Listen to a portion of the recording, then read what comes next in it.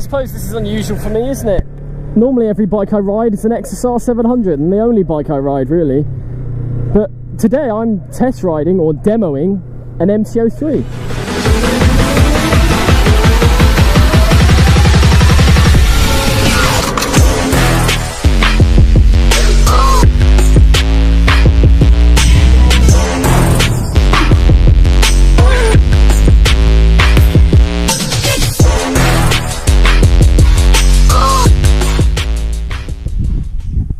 In this little review demo of the Mt03, I'm going to give you a little bit of my opinion, what I advise you to do for an A2 bike, and the specs. So we're talking the horsepower, what kind of engine it has. Well, roughly. May I add, this is all memorised, so if I do mess anything up, I do apologise. If you want to know for sure any of the specs, either go on the website, the Yamaha website, and look for Mt03, obviously. And or go on to the into your local Yamaha store and just talk to them. They're always helpful enough. This Mt03 is actually from the Freestyle garage in Chichester. I've been going to these guys since I first got my XSR 700. And it's today they offered if I wanted to test ride this Mt03, and I wasn't going to say no, was I? Free bike to ride about for a day. Sounds perfect. All I've got to do is put petrol in it.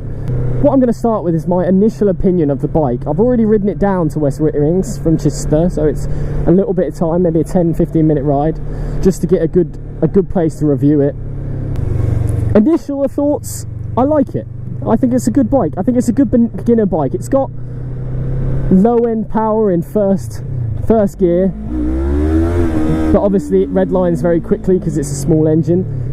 And second gear also has a lot of power, and to be honest, I'm not going to do it, but I think it will definitely wheelie in first if you wanted it to, and second gear it probably would do as well if you had your technique dialed. Some of the good things about this bike so far is, for a 300 it does have power where you want it, and quite a high top end, which is good for a small bike. I always hated it when you'd get on a small bike and they just don't have a top end, so you'd get on the motorway and you'd be redlining it all the way just to get it to do 70 miles an hour. But this will do it fine. You'll quite happily commute on this, especially with the visor that I'm assuming comes stock. It'll be a really good commuting bike, in all honesty. I wouldn't find an issue in it in the slightest. So let's go through the specs a little bit. On the website it actually says it's a liquid cooled inline 2-cylinder engine with enjoyable torque. I would agree with the enjoyable torque bit. Not in the high gears, but definitely in the low gears it does have enjoyable torque. It's a 321cc engine with 42 brake horsepower, don't quote me on that, which is a nice comfortable A2 bike. I'd have no issues riding this bike every day at all. I think this bike will top out around 105, maybe 110 at a push. That's what I'd estimate it is, from seeing what the top end's like already a little bit. I'd estimate 100 to 105. That's how I'd estimate it. The bike weighs around 168 kilos. That's wet weight. Don't know what dry weight would be, but obviously you're always going to be riding bike with fluid in, so wet weight makes sense to judge it on that. You don't feel it. I honestly would have thought it'd be lighter, considering my bike's 186 wet weight and 160 dry or something, I think. So it's only 20 kilos heavier in my bike, and that's surprising. So that'll be similar with the Mt07. You would think it would be a lighter bike, but it's not. You don't feel it. You don't feel the weight at all. It's really agile. You're not pulling it over. You're literally just flicking it. It wants to be flicked left and right, and it would be amazing in the corner if the tyres had been worn in a little bit. But I don't want to risk it, because mainly it's not my bike and I don't want to pay for it. The main question I think a lot of people want to know is, would I buy it? No. That's because I'm not at that stage in my biking anymore. I'm looking to go either crosser or higher speed sports bikes. They're the two. That's probably my two bikes which I will have in the future. It is a beginner bike, so you will be looking to upgrade in the future, but it's lovely. It's such a lovely beginner bike. I cannot praise it more. that I was surprised. I saw it and went, no one's going to buy that, but I know there will be people out there that will consider this over the MT07. I don't think I'd recommend having this over the MT07, but I'd recommend trying both and seeing what you feel, how it feels, what you prefer, whether or not you want that little extra torque you get and the little extra horsepower top end you get in the restricted MT07s, or what you get in the 300. I think it would all be down to you at the end of the day. One thing I do actually quite like about the bike is the noise. I'm not one for big loud exhaust, but if you listen really carefully, if I shut up and open my visor,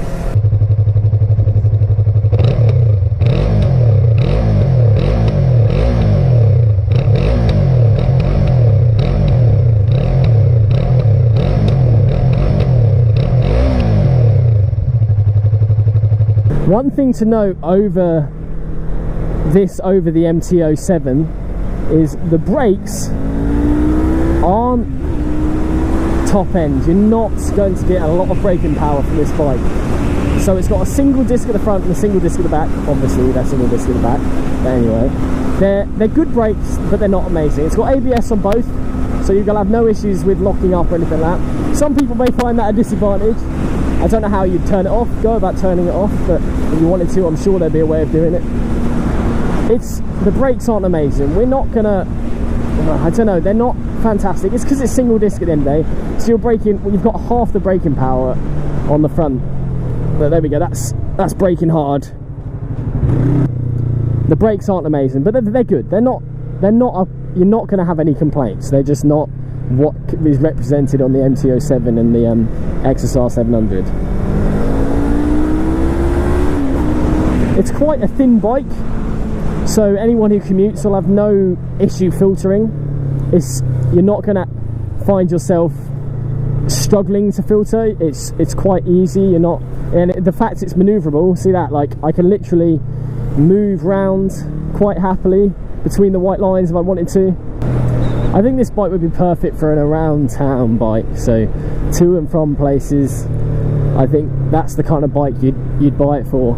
Mainly because I'm already noticing my arse starting to ache, and I've only done 30-40 miles and my arse is hurting. This seat is not comfortable. Like, that is one of the things I would think I would have to upgrade if I had this bike.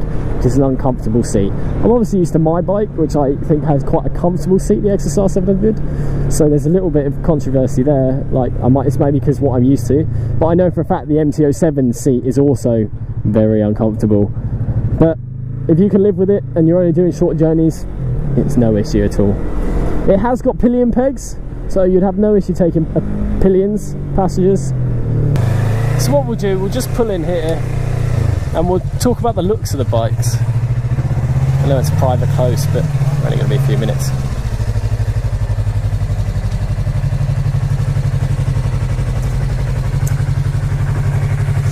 So personally, I like it. I think it looks quite cool, I suppose. Always sounds weird when you say that. Love the yellow. I think the top, having different coloured rims or alloys or whatever you'd call them, I think it's gorgeous. I really like it. As you can see, single front disc. I love the styling. I love this, knowing that you could just undo these two bolts here and that one and probably just tail tidy it without having to buy one. I think that's brilliant. It sounds, let me shut up, pretty good. I think it's a nice sounding bike. I don't think you'll have any complaints there. It's obviously liquid cooled. Lovely looking radiator compared to the lump that's on mine. I don't think I'd keep the mirrors. I don't think many people keep the mirrors. I'd probably get a different exhaust if I had money to play with. But yeah, I think it's a lovely looking bike. You saw the video at the start going around looking at it, so you shouldn't see anything different here. I've only used 1 bar of fuel in 40 miles, which is really good actually, so the fuel economy of it is fantastic, and I wasn't toodling along, I was giving it a little bit. Okay, so let's go, I think I'll head on back now to the dealership. My bike obviously wasn't finished, but I think I'm done riding the Mt03. I think it's been a lovely bike to ride, but I want mine back. And at the end of the day, that's, in my opinion, isn't it? I think if you're going to look into getting this bike, test ride it. Test ride the MT07 and the MT03 and you'd have no issues. I wouldn't go ahead and just buy the MT03 because you might be disappointed by the lack of power, but test ride them both because it might just be perfect for you. So that's what I personally do about it. To summarise everything I've talked about in one quick nutshell, I know it's a bit all over the place. It's the first time I've done a review like this. I haven't even done one on my own bike, which I will be doing at some point in the future. But one thing I would say is it's a lovely bike. You're not going to have any complaints buying this bike. Test ride it, try it out, but it's a lovely bike. I think it's got enough power to enjoy, it's got enough power to sit on the motorway. I cannot recommend it enough as a 300. I've ridden a Ninja 300, which is a nice bike, but it's just, you're trying to be something you don't want, it's not. Do you know what I mean? Trying to be a sports bike, it's not a sports bike. It's not going to have that kind of power. But as always, I hope you enjoyed this little review on the Mt03. But thank you very much for watching Nix Vids. I'll see you on the next ride, or maybe even on the next review. Thanks again. See ya.